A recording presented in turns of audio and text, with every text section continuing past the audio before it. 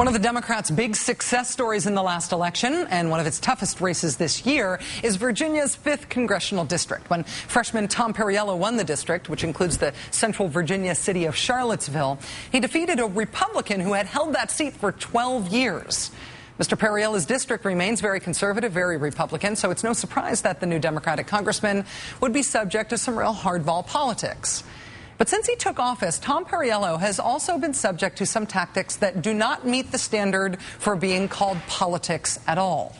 A year ago, an AstroTurf group sent Mr. Perriello letters in which they pretended to be a Hispanic group from Virginia and representatives of state chapters of the NAACP. The letters urged Perriello to vote against climate change legislation.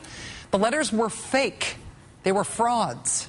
Tea Party groups also camped outside Mr. Perriello's Virginia office, one of them threatening to burn Mr. Perriello in effigy. After Congressman Tom Perriello voted for President Obama's health reform bill in March, a Tea Party group in Virginia posted online what it believed to be Congressman Perriello's home address. That address turned out to belong to the congressman's older brother, who the next day discovered that someone had cut the gas line running from a propane tank at his home. The congressman's brother also received a threatening letter, again sent to the address that had been wrongly posted online as if it were the congressman's address.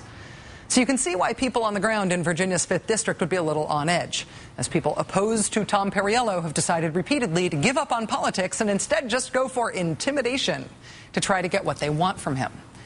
Well, last night, a regional press secretary for the National Republican Congressional Committee in Washington, not in Virginia, in D.C., NRCC headquarters, decided that what's happened in Virginia's 5th district already just isn't enough. The man tweeted, he posted online the home addresses of several staffers who work for Tom Perriello's campaign.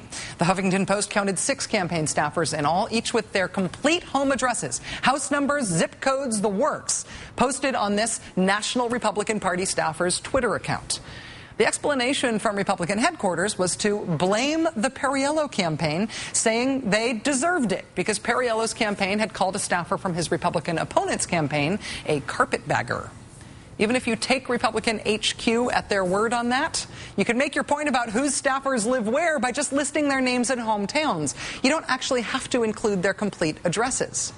See, we did it right here, so we could show you one of the Republican press aide's tweets. One of the tweets his bosses at the National Republican Congressional Committee say they stand by, that they're fine with. We were the first to notice this afternoon that the press aide who had posted these home addresses had started deleting them after what he did got some press coverage. By roughly 3:20 Eastern this afternoon, the last of his tweets of these home addresses was gone.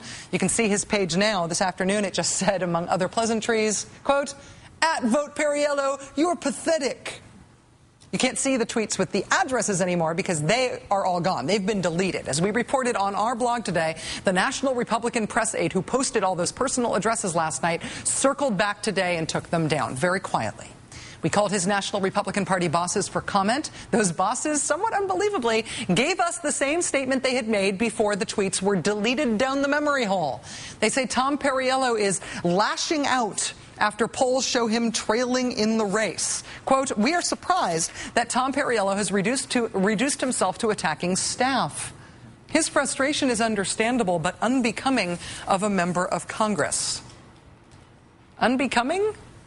Calling someone a carpetbagger, sure, doesn't get you invited to Thanksgiving dinner, but putting a target on political staff, posting their full home addresses, and then saying they deserved it, and then erasing what you did, delete, delete, delete, but then standing by it anyway?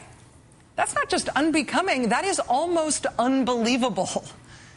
We have been wondering in this year's election season what exactly counts as too far, as over the line in American politics. This kind of thing is so too far, it doesn't even really count as politics anymore. That does it for us tonight. We will see you again tomorrow night. Meanwhile, there's lots to add to what you see on the show. We're very proud of our excellent blog at maddowblog.msnbc.com. Countdown with Keith Olbermann starts right now. Have a good night.